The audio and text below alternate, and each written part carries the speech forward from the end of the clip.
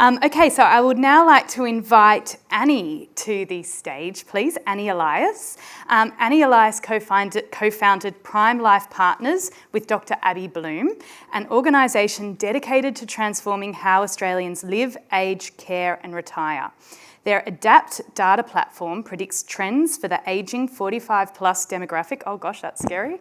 Coming to that demographic, aiming to address housing insecurity, financial instability and care challenges through collaboration with government, industry and NGOs. Thanks so much, Annie. Welcome to the stage. Thank you so much.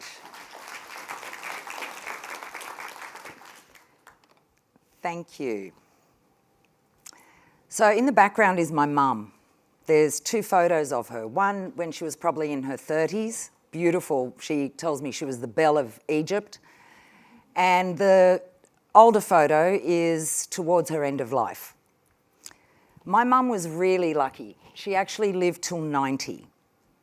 So when you look at the average age of Australians, for a woman it's 85 and for a man it's 81.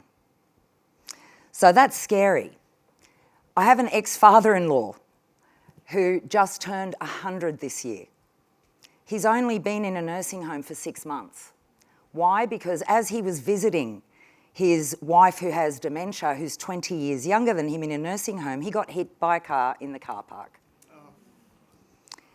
A week before that, he was sending videos to my 27-year-old daughter saying, "Look at me, I'm running on Bondi Beach." This is 99. So he was really sprightly until something happened. And we know what the average lifespan is. But what's worse is that there's a difference, a big gap between our lifespan and our health span. And when I reflected on this, I thought about my mum and I thought, how lucky was she that it was literally the last 3 to 4 years of her life that were in decline in a nursing home and not very pleasant. But up until that point, she was a vibrant contributor to community. And I'm just so proud that she actually lived that long life. My ex-father-in-law was ahead of his time. He was learning Chinese when he had the accident. He's still learning Chinese. He's self-taught. He's doing that in the nursing home. Abby's mum, my co-founder, Dr. Abby Bloom, passed away last year at a tender 109.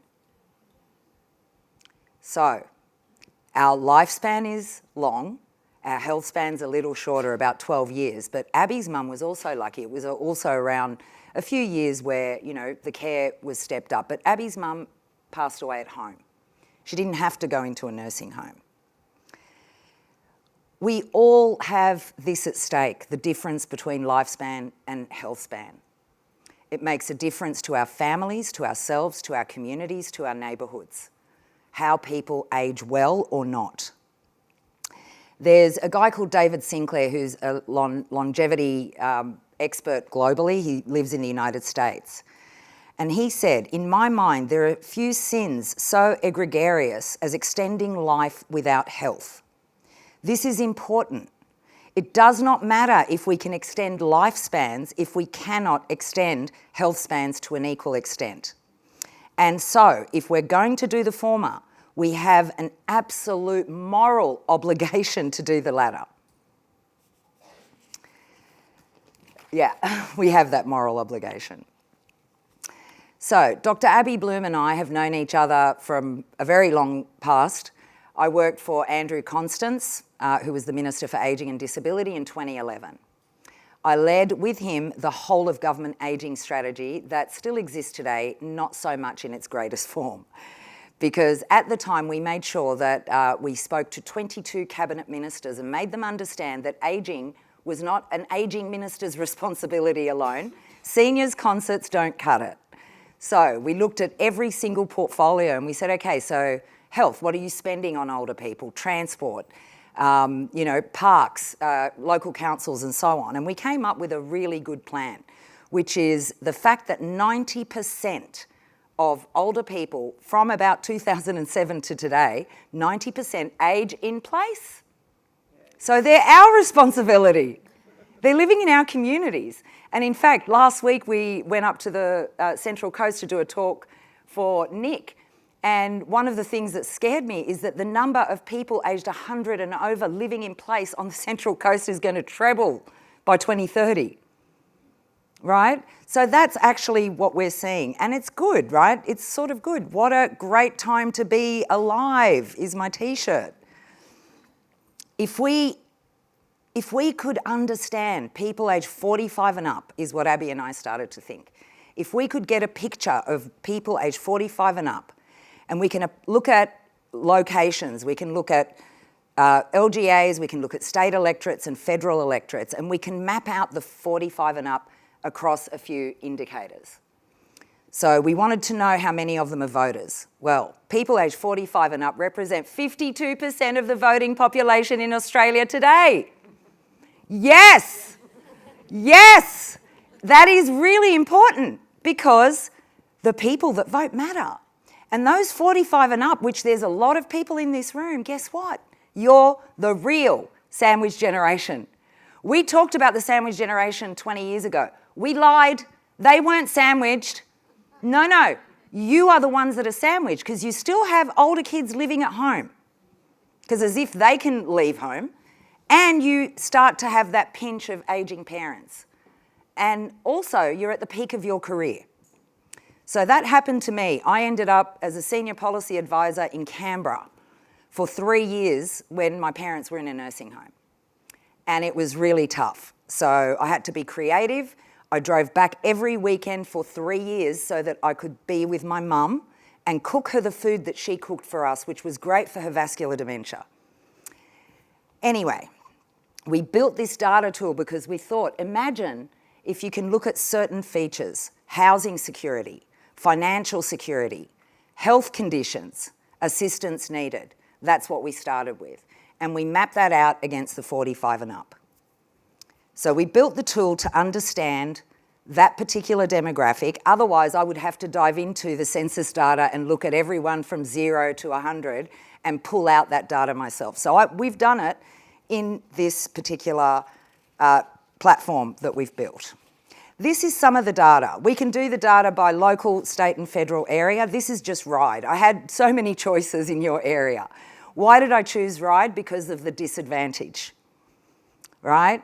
So this is the health conditions. So you've got about 40% of people aged 45 and over that have one or more chronic health conditions, right? That's startling, but obviously it's not the 45 and up that you need to worry about. It's the 55, 65, 75, 85 and up because the conditions get worse.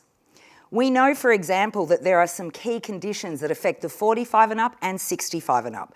45 and up, arthritis, diabetes, heart disease, mental health. And for the 65 and up, it's arthritis, heart disease, cancer, dementia, and diabetes. We know so much through the data. But none of this matters until you see what our predictive analytics tool does when you look at the assistance that might be needed in 2030. And that's that second diagram. Each one of those people represent 100 people.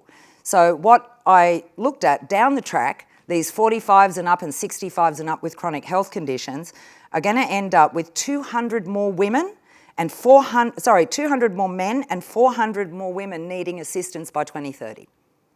And that's exponentially increasing. So there's hidden problems as well. And you may think, we're health workers, we don't need to worry about people's housing security, do we? Or financial security? Well, I would argue, yes, you do. Because when I ask our generative AI, what are the key issues for this demographic in Ryde, it tells me housing costs, high cost of living, low income for some, rising healthcare costs, unemployment and underemployment. On the right-hand side are two charts. The top one is 2021 and the bottom one is 2030, the predictive analytics. And all that's telling me now is that the number of renters is increasing, the number of people that own their own homes is decreasing, the number of people with a mortgage this is all over the age of 45, is increasing. So where will people live if they're renters? When can they stop working if they're renters? And how is this all going to pan out? And why does it all matter? So when I deconstructed my mum's life, I realised that she had all of that. She was financially secure. She had a defined benefit from working in Department of Immigration in the 80s or 70s. She had housing security. She owned her own home outright, and she had a second home that she owned outright. She had health literacy. She worked in community. She was very, very concerned about her own health, but also the health of others. And mind you, at the tender age of 21, when I decided to leave home, she went into a meltdown and started Italian groups for women. Because she thought, well, I'm not the only one that their bastardry daughters have left home. So she started these Italian women's groups all over Sydney. And that's actually what kept her going. Contrast that to someone called Mei Ling, a fictional character, who is 55, she works as a cleaner 25 hours a week, she lives in Ryde, and she looks after her ageing parents and her teenage grandchildren. Well, Mei Ling doesn't have the money or time, she doesn't have health insurance, she has no money or time to actually go and see a doctor, and her health is not a priority. And this is so sad because we're seeing more and more of the data. It doesn't matter what you actually look at. You start to see that more and more people are falling through the cracks, as everyone else here has mentioned. And while my mum and my ex-father-in-law and Abby's mum had the resources, financial, health, emotional, family, they had access to healthcare, someone like Mei Ling does not. And she is really worried about going to see a doctor when her English is not that great. So what happens to Mei Ling is sick care. She doesn't get her diabetes or arthritis managed. She thinks it's just stress. Her conditions get worse. She has no access to anyone around her age that can give her good advice, and she ends up in hospital costing you guys a lot of money, all of us a lot of money. And not only that, her well-being, her getting better is going to be extended quite a lot in hospital because her health wasn't that great to begin with. But there is something called prevention is better than a cure, and we've known this forever. So there is something called the New Life Map by Stanford University, and it now maps out the 4 pillars that we've described. So it's not just your health, it's also your housing, your financial security, and it's mapping out a 100-year life. That is really scary. Then we've got Joseph Coughlin, who established the longevity economy and longevity hubs, and we've got a shit ton of devices now. And we've got a lot of data. So your area health service has data, I have data, different services have data, but at the moment we're seeing them all in silos. We're not seeing the data together in a prism. And that doesn't help anyone. So also what I realised is health people have health data, interactions of people interacting with the health system. I look at census data. The gap between shows me where the gaps are. The people that aren't being treated with diabetes, there is a massive gap there. So, rushing through, we love what your area is doing, Eugene, and we love it so much, but we thought we'd better extend it, actually, because it ain't finishing at 7 to 5 at all, and we need to now think about the 85s and the 95s. And I changed that diagram at 75 because they're my brothers. They're still having sex, one's gay, one's straight. They're having a great life. They have 2 million in their super, and they've got money to spend, but they're both still working. They have devices and they're boomers. They're not going to take any crap about their health or well-being or anything else. So all of those lines then get extended because we need that support to keep going. So what's the message in all of this? It's really quite simple. Today we have the data. I was going to say, imagine a world where you can work out right down to a postcode what's happening with people. Well, guess what? We can. We absolutely can. And we can do even better than that. We have a roadmap. We have a roadmap of the actions that we need to take. Now we need the collaborative power and the tools and the data to make a difference. So my challenge to you today, for us to be better together, you need to pick something on that map, pick a cohort, pick a demographic, pick an area, and there's 200 people here that I know are willing to work with you. Leadership. I just have to finish off by saying this. I have known Eugene for many, many years. I'm getting emotional because he's one of the best managers I've ever had. And he's not a manager, actually, he's a leader. So this is not Eugene's first rodeo about trying to pull together services across sectors, so private, public, academia, everyone together to actually improve outcomes for people. Eugene's been doing this since the UK. You've done it in mental health, you did it in fax, you did it in eye care, and now you're doing it in the PHN.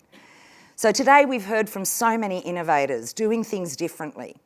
We know what we've got to do. We actually know we've got the roadmap. We just need to learn how to do it better together. So thank you for your time. And don't forget, the data in and of itself doesn't matter. It's how we can use the data to predict how we can improve lives of people. And that includes you and me. Thank you. Did I do it in time? Ah! I was racing to the end. Thank you.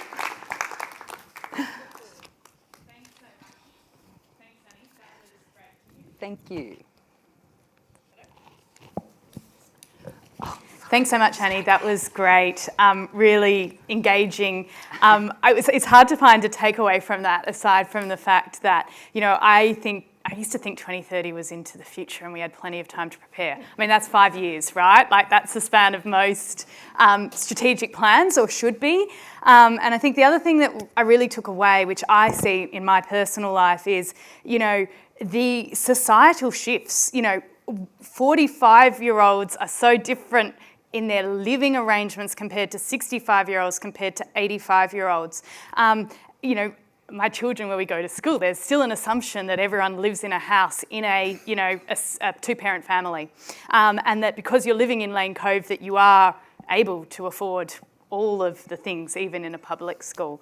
And certainly, those shifts around divorce, redundancy, housing are real, and they're real in Northern Sydney, and they are having a huge impact on people's lives. So how do we stay close to people? How do we stay close to the data? How do we use those stories and experiences to really harness collective action and utilise our resources for the best outcomes is really, really useful. So great to see that platform. Thank you.